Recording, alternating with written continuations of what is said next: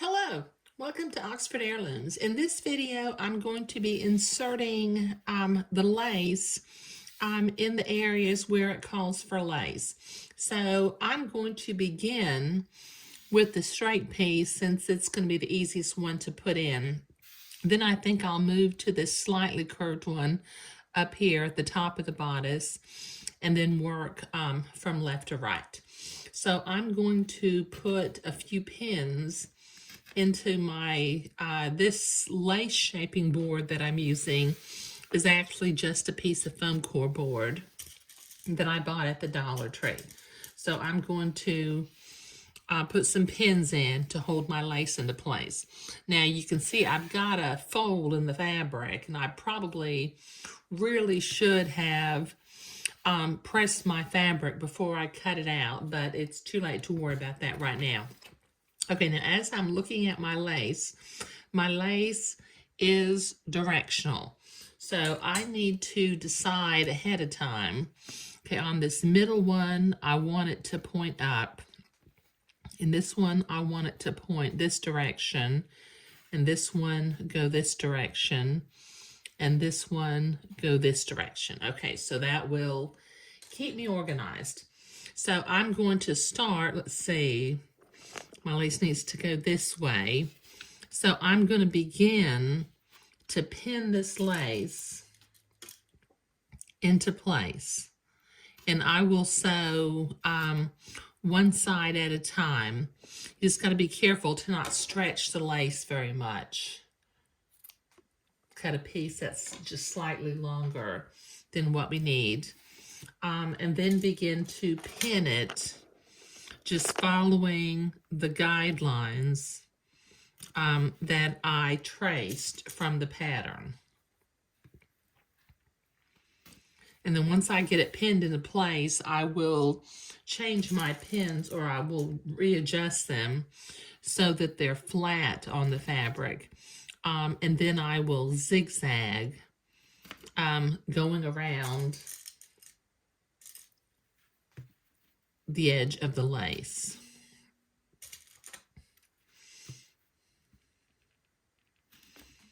Okay, so this will take me a minute to get this done, so I'll be right back.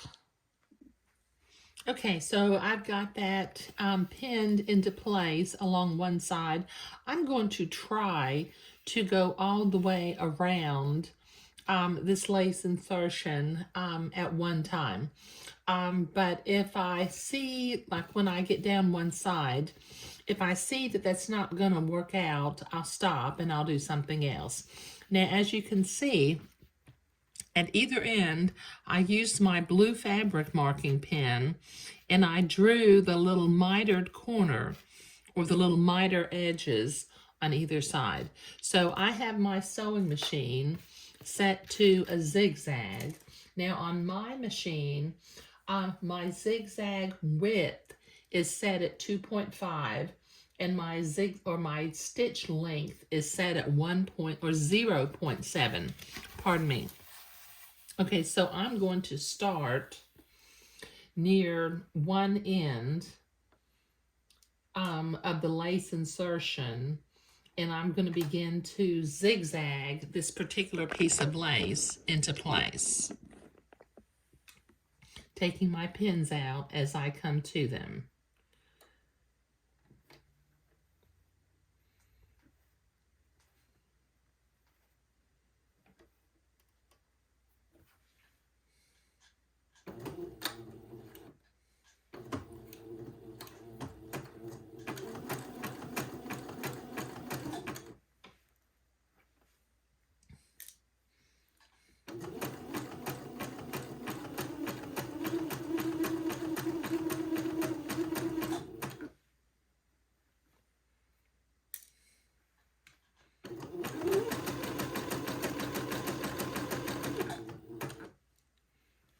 Okay, I'm hoping that I'm going to be able to sew all the way around this piece of lace without having to stop and repin the other edge, but we'll see in a minute. Let me see if I can turn this corner appropriately and keep on going.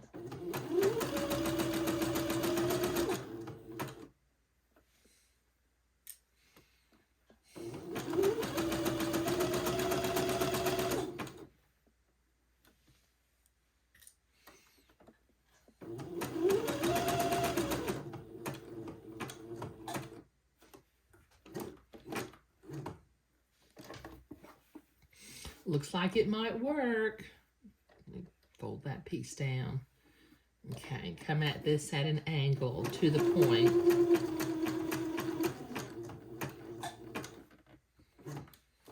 And then do a 90-degree turn and come back up.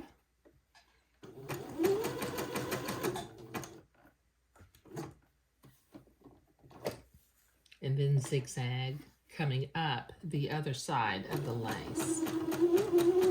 Oh wow, this is going to work. Okay, praise the Lord. I don't have to stop and repin.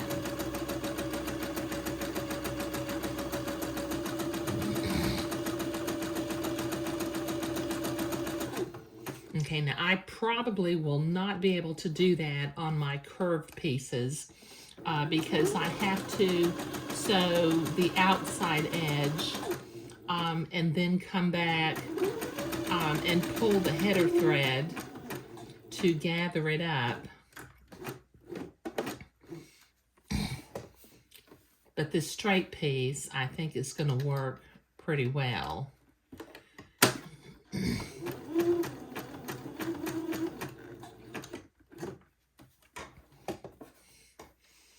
Okay, just come back around to where I started and then overlap the threads by about 1/4 of an inch just to tack it into place.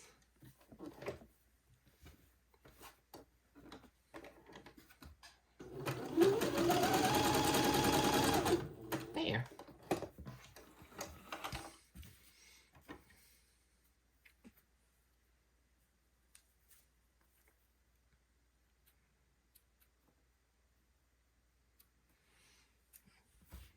Okay, now I'm going to use my specialty scissors and cut behind that lace, but I'm not going to do that right now. I think I'll wait until I have all the lace inserted.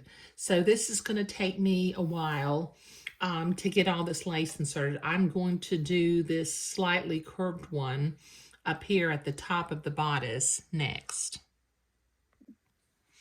Okay, so I've got my first piece of curved lace pinned into place. I'm going to start at one end. Now notice again, I used my blue fabric marking pen and I drew my mitered corners so that I wouldn't have to just try to see that on the fabric through the lace. So I'm going to start at one end and zigzag this into place, taking my pins out as I come to them.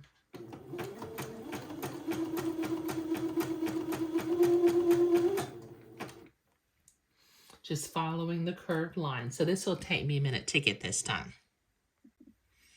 Okay, so I've got that sewn along the bottom edge of the curve and I pinned it to the lace shaping board again. Now I'm going to use a straight pin and very carefully grab a single header thread and pull until the lace gathers to fit the interior curve. Let me see if I can get one thread.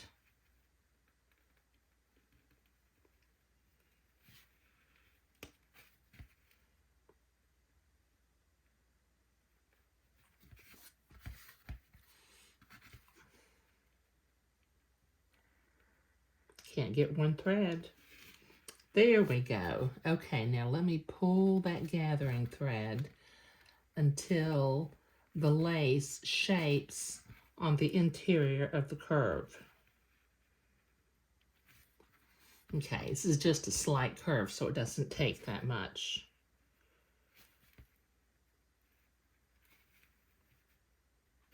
There. Okay. Okay, now I'm going to pin that into place and then I will start sewing. And I'll overlap a little bit where I sewed before.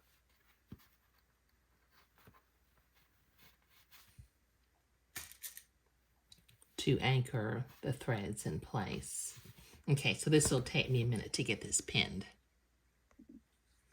Okay, so I've got that pinned. I'm going to start at this bottom right-hand corner and come around because when I zigzag lace, for some reason, I like to have the edge of my lace on the right side of the sewing machine.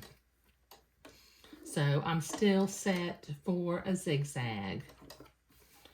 Okay, I'm going to overlap where I sewed before by about 1/8 or 1/4 of an inch, not much. And then I'll turn the corner.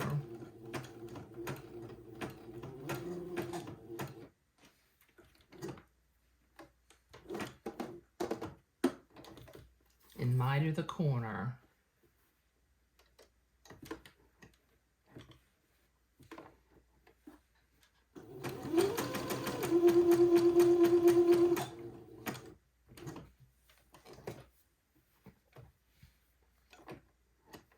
Do a 90-degree turn, miter the other side.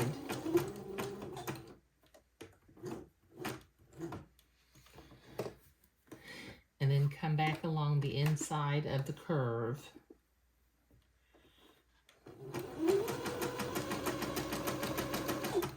Taking the pins out as I come to them.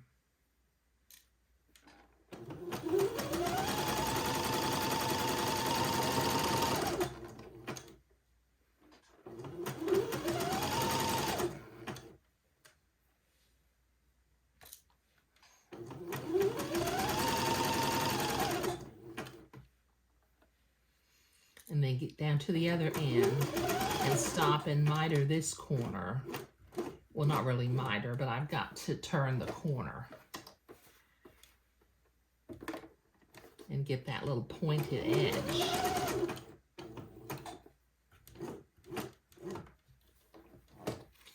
And then when I come back to the bottom edge, I'll overlap by about 1/8 of an inch again, just to tack the threads into place. There.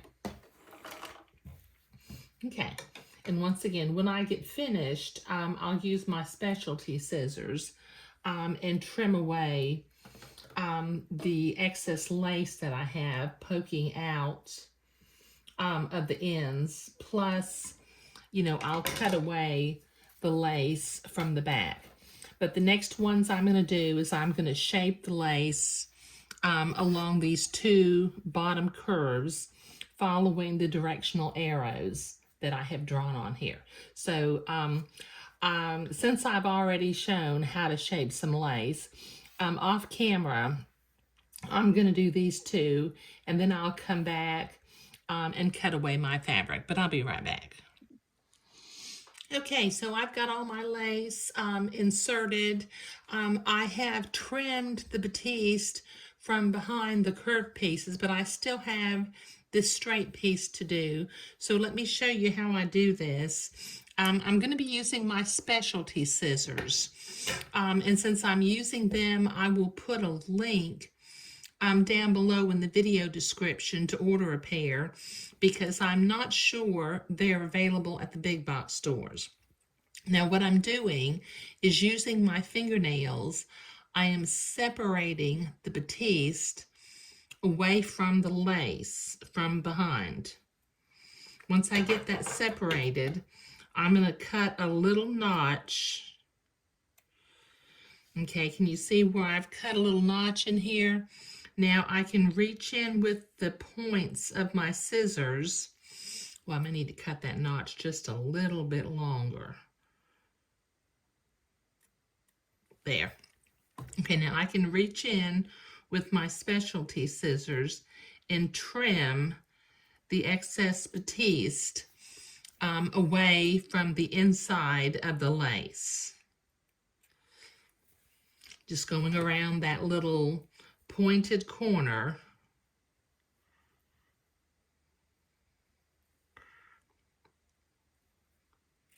Get in here a little bit better. These scissors are nice because they're blunt tipped and they won't pierce the lace and potentially cut the lace also.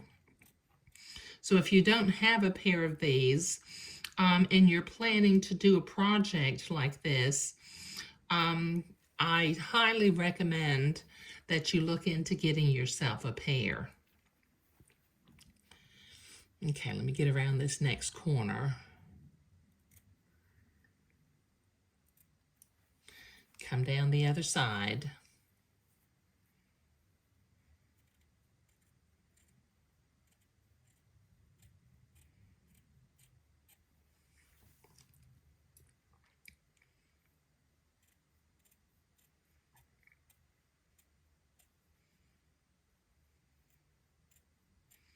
There. Okay, now the last thing I need to do is I have a little bit of extra lace at the top and bottom of the insertion. So using my specialty scissors again, I'm going to cut the little mitered, well, it's not really mitered, but it's kind of at a point. I'm going to cut the point of the lace off and do that at the other end too.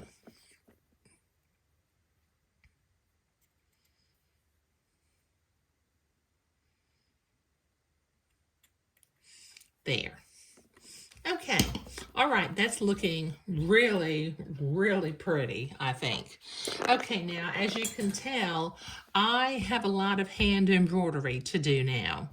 Up here at the top of the bodice, and down here along the skirt. And I'm going to be using a 4-inch embroidery hoop. May have to move it around a little bit in order to reach all of it. I'm going to be embroidering the little flowers with number 818, light pink. I'll be embroidering the little leafy sprigs with number 369, green. And then as I drew my embroidery design, I see I've got a few little dots that I believe are supposed to be French knots. And I'm adding a third embroidery color, number 775, light blue, for those French knots to give it a little bit of contrast. But I've got a lot of hand embroidery to do, so I'll be doing that for a while. And then we'll come back and we'll begin to sew the body of the garment together. Thank you.